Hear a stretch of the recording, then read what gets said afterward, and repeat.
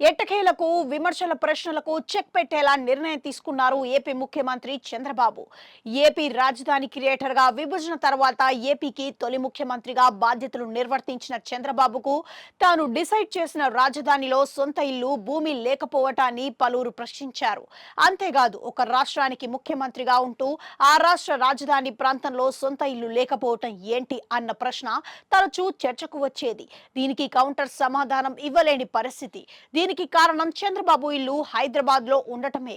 తాజాగా ఆ లోటును తీర్చే కార్యక్రమానికి శ్రీకారం చుట్టారు చంద్రబాబు. ఇప్పటి వరకు చంద్రబాబు కృష్ణా నది ఒడ్డున ఉండవల్లి కరకట్ట మార్గంలోనే లింగమనేనికి చెందిన గెస్ట్ హౌస్ లో ఉండటం తెలిసిందే. తాజాగా రాజధాని ప్రాంతంలో ఇంటి స్థలాన్ని కొనుగోలు చేశారు. దీంతో ఇక్కడ ఇంటిని కట్టుకొని అందులోకి షిఫ్ట్ అవుతారని చెబుతున్నారు. రాజధానిలోని పలు ప్రాంతాల్లో అన్వేషించి చివరకు వెలగపూడి రెవెన్యూ పరిధిలోని స్థలాన్ని ఎంపిక చేసుకున్నారు. దీనికి సంబంధించిన వివరాలు తాజాగా బయటకొచ్చాయి. వెలగపూడి రెవెన్యూ పరిధిలోని 25,000 చదరపు గజాల ఈ ఫ్లాట్ ఈ 6 రోడ్డుకు అనుకొని ఉంది. ఇది ఒకే కుటుంబానికి చెందిన 3 రైతుల పేరుతో ఉన్న ఆస్తిగా అంటున్నారు. ఇప్పటికే సదరు రైతులకు డబ్బులు చెల్లించినట్లుగా తెలుస్తోంది. ఈ భూమికి 4 వైపులా రోడ్డు ఉండటం గమనార్హం. రాజధానిలో కీలకమైన సీడ్ యాక్సిస్ దారి కూడా దీని ముందు నుంచే వెళ్తున్నట్లుగా చెబుతున్నారు.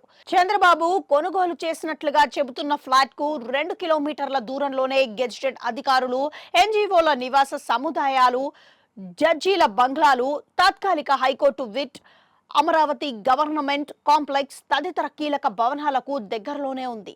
దాదాపుగా 5 ఎకరాల్లో ఉన్న ప్లాట్లో కొంత విస్తీర్ణంలో ఇల్లు కట్టుకొని మిగిలిన స్థలాన్ని గార్డెన్ కు, సెక్యూరిటీ ఉండేందుకు రూమ్లు, వాహనాల పార్కింగ్ కు వినియోగిస్తారని చెబుతున్నారు. ప్రస్తుతానికి ఈ ఫ్లాట్ లో మట్టి పరీక్షలు జరుపుతున్నారు. వాటిని పూర్తి చేసిన తర్వాత నిర్మాణం మొదలవుతుందని చెబుతున్నారు. ఇన్నాళ్ల తర్వాత చంద్రబాబు ఇంటి అడ్రస్ మారటం ఆసక్తికరంగా మారింది.